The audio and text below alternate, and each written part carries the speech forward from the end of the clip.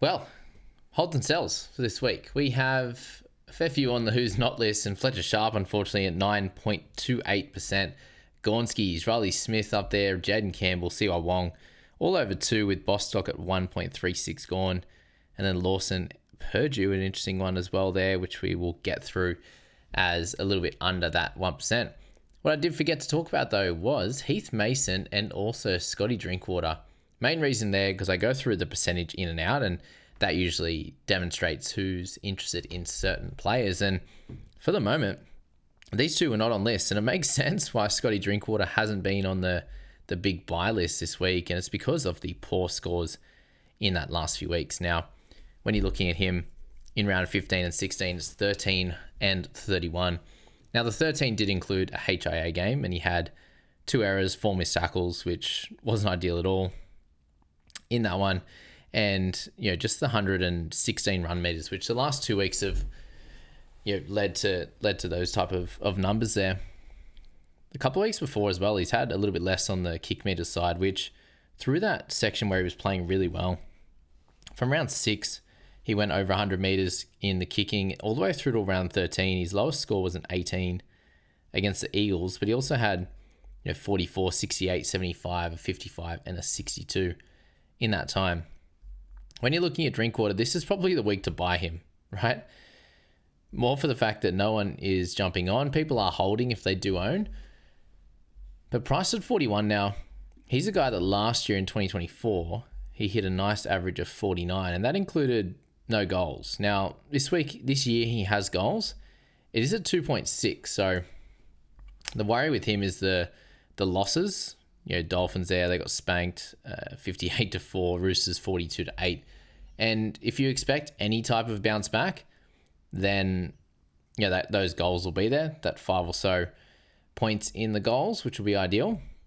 If you add that onto his 48, there's a 53, and priced at 41, he's a guy that against the Titans this week coming is a really fun matchup and is the reason why you would look to buy this week. And then Melbourne in the Origin week when they're missing a lot of players. So when we talk about Purdue as well, we keep that in mind that the next 2 weeks are probably okay.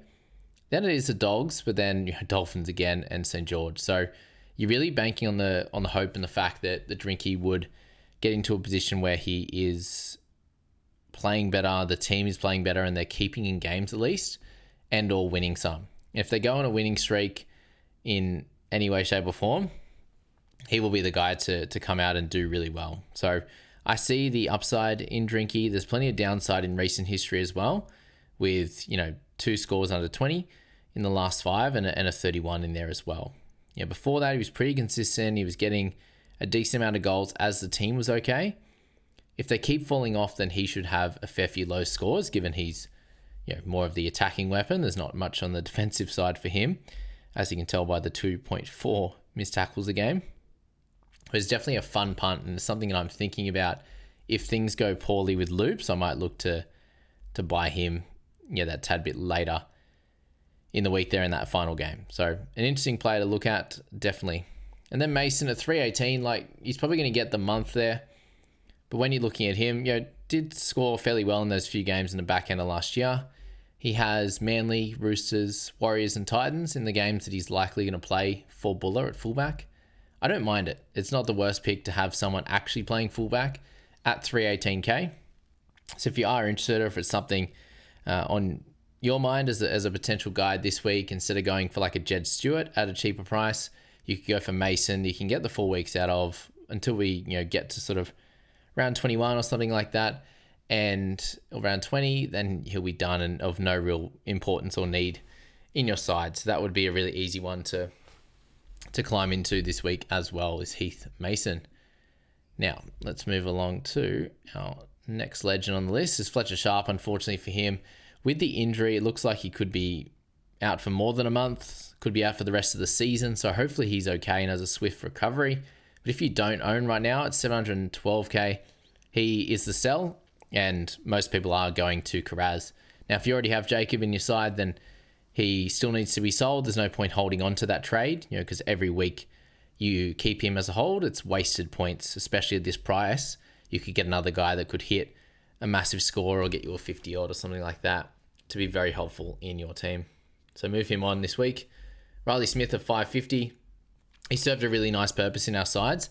Unfortunately for him this week, Joey Lussick ended up getting back into the starting side, of course, after how well Riley's been doing. So with that likely to happen going forward, I think he's a sell anyway, missing the next 2 weeks, and there's no real need for him later down the track. So move Riley on to any position. It doesn't have to be a hooker this week.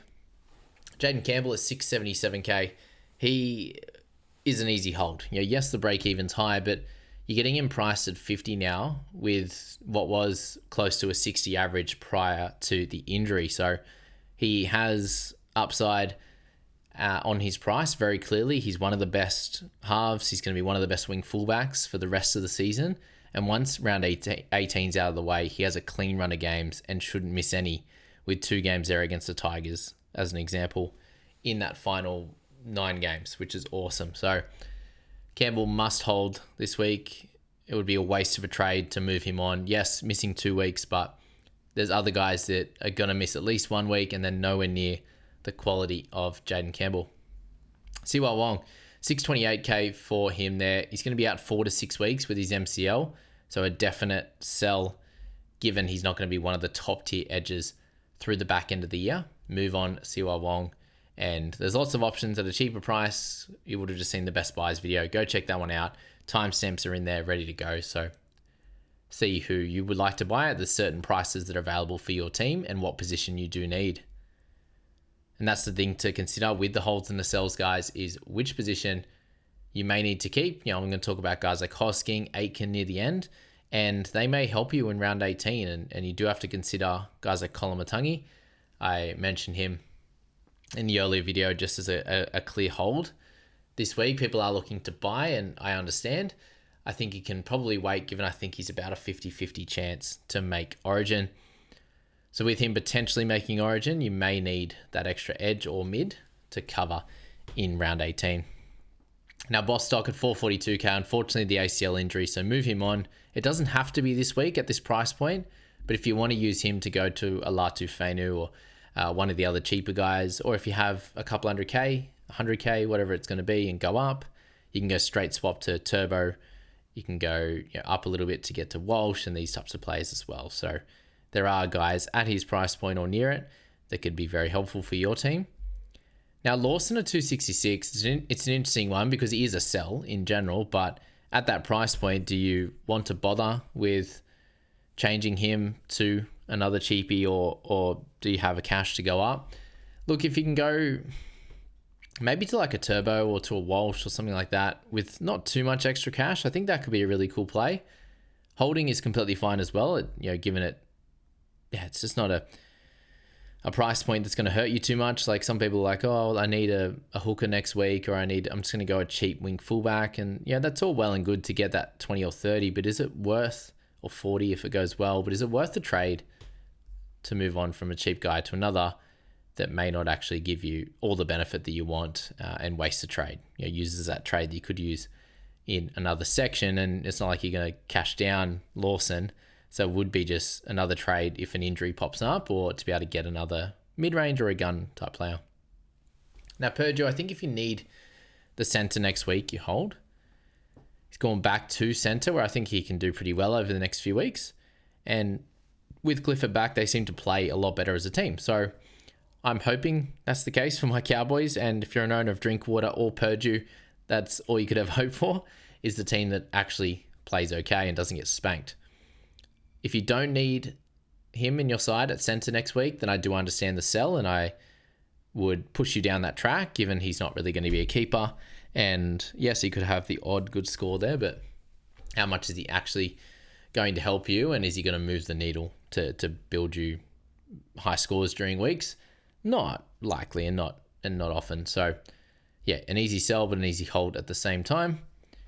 Jazz Tevaga, I've seen a couple of people that have Jazz and Damien Cook. So in that scenario, Jazz can be sold.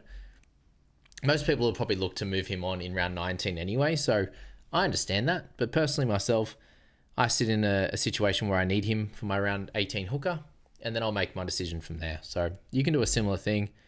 I do expect him to play near 50 minutes this week, 20 at hooker, and then move to the middle. So in that scenario, with a break even of 52, he could definitely hit that if things work out well for him. You saw in the game on the weekend, he just did it all in tackles. His last one in round 15. And he's able to do that in other games too. He played the 49 minutes for 41 points with 41 run meters. Look at that. Bang, bang, bang. And then the game after that, picked up a 54, named at hooker, but ended up getting moved. He did have the line break assist and line break in there, plus the 89 run meters. Was still able to get 54, with under 100 run meters. So generally, you see there at hooker, he was missing more tackles. He wasn't making a lot in the minutes that he was out there, and that seemed to have changed from this mid part of the season to now. He must be a little bit fitter, but he's working so much harder when he's on the park. So don't look too much into these stats. I think he'll improve a lot from that.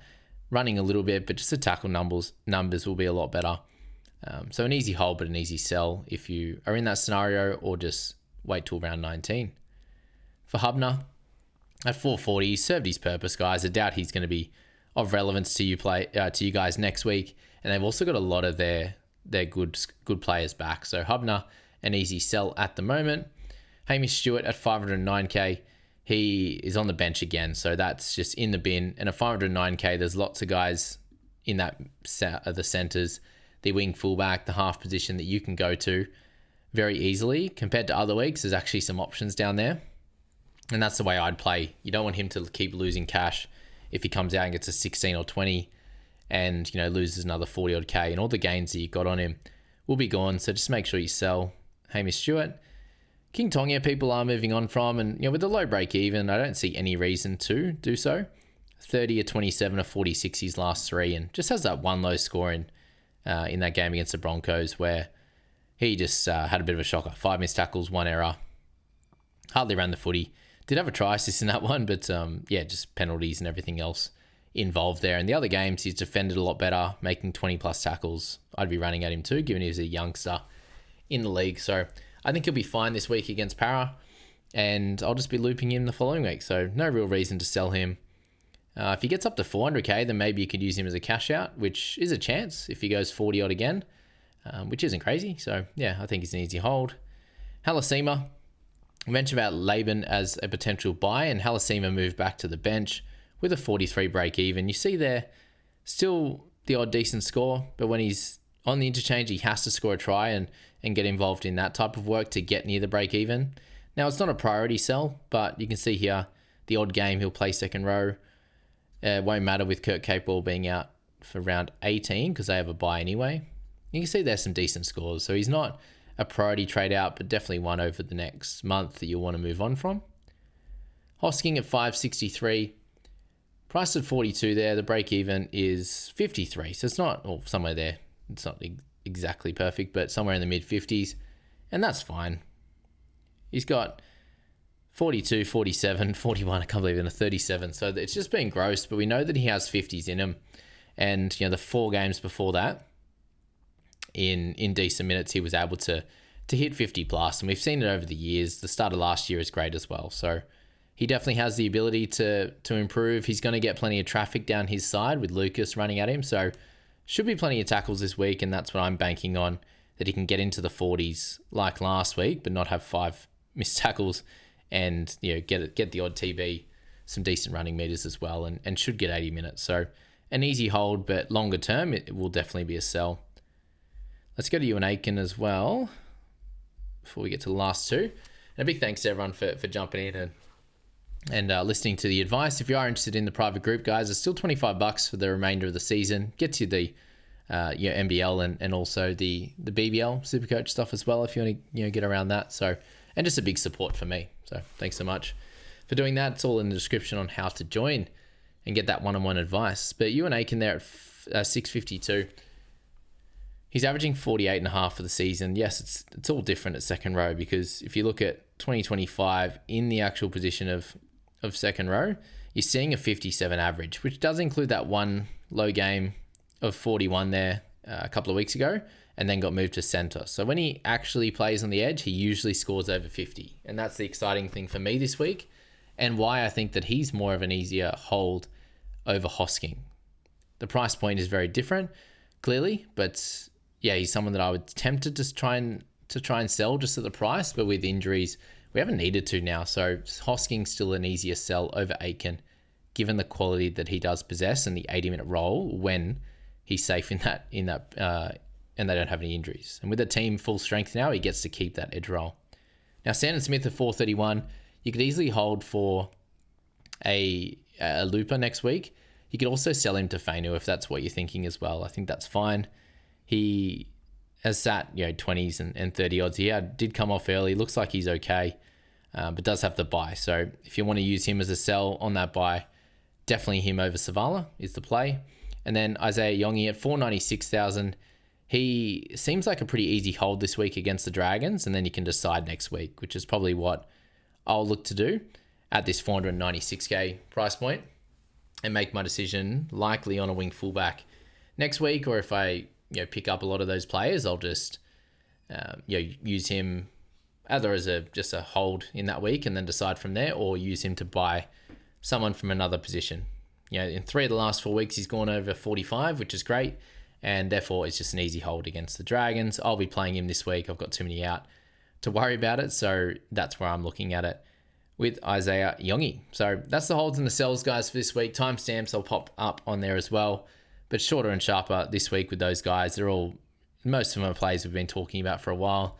You could add Jenkins to the list as well. He's been doing a really, really awesome job. Could also do okay this week against the Dogs, but he's someone that, when you're looking at him, 46 last week, he's on a bit of a try-scoring rampage, but that will slow down, and you could hold for one more week to see if he can make some more cash and then sell the following week, or you can sell this week very, very, very easily as well. So thanks so much for joining in for this video, guys. We will leave it there, and thanks so much for watching the 2 big videos today for me. Go check out Scoop's video as well. See you, team.